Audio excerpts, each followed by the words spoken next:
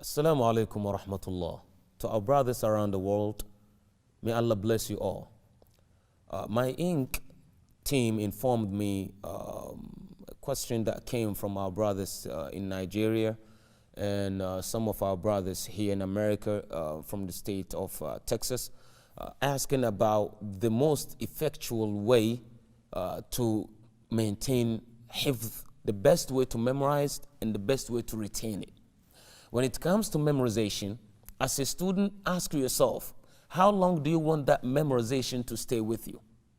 If you want to remember it for a year, there's a way to memorize it. If you want to keep that memorization with you for 2 years, 3, 4, 5, 10 years, there's a way to memorize it. But if you want to keep it with you forever till you meet Allah, then there is completely different method of memorization. I've mentioned this method in my book, Arabic Ridiculously Simplified. I've mentioned that in that book, but I will share that with you here, inshallah, tabaraka wa ta'ala. If you want to keep your memorization, whether it's Qur'an, Hadith, books of fiqh books or whatever that you want to memorize, even our academics book, the academic books that we have, you want to memorize some, you still can do so. But how? If you want to remember only for a few months or for a few years, you can cram them. But if you want them with you forever, never cram. Never choose rote learning if you want to retain something forever.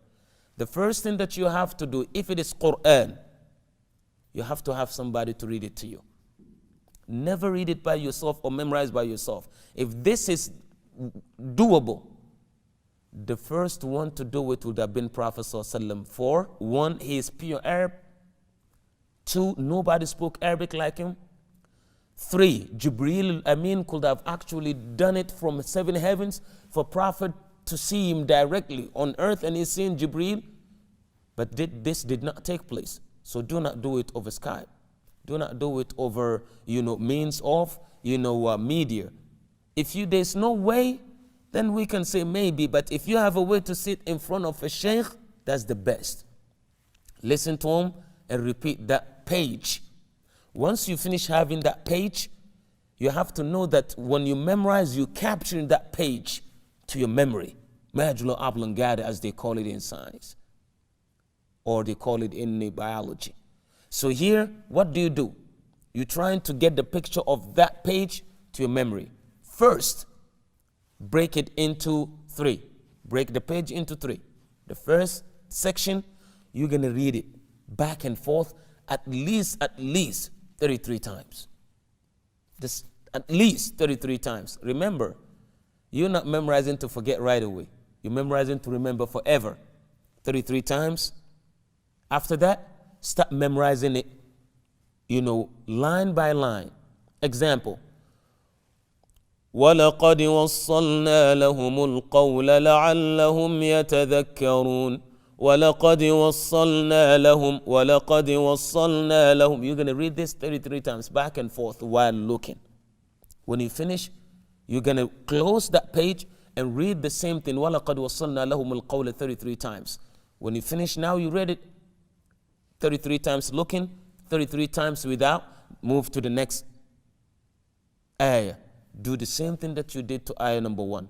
When you finish, combine both and read them 33 times again. When you finish, close that mushaf and put it aside. In the evening time, if you've done this in the morning time, evening time, come back and do the same thing that you did in the morning.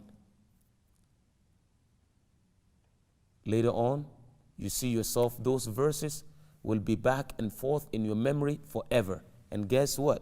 If you say this is time consuming, this takes too long, that's too long, I can't do it, you're going to spend the rest of your life trying to review. And whenever you review, it's not going to be solid and vivid in your memory. So the time that you're spending to memorize is actually cutting the time of revision by the time you finish. So instead of reviewing 30 minutes, 1 hour, when you finish based on this method, you will see yourself, when you read 2-3 minutes, the ayat are in your memory just like you just memorized them. So follow the method and take it easier. So this is what I can say to our brothers in Nigeria and our brothers here in Texas, and those who would like to also share this with ink. Remain blessed. Wassalamu alaikum wa rahmatullah.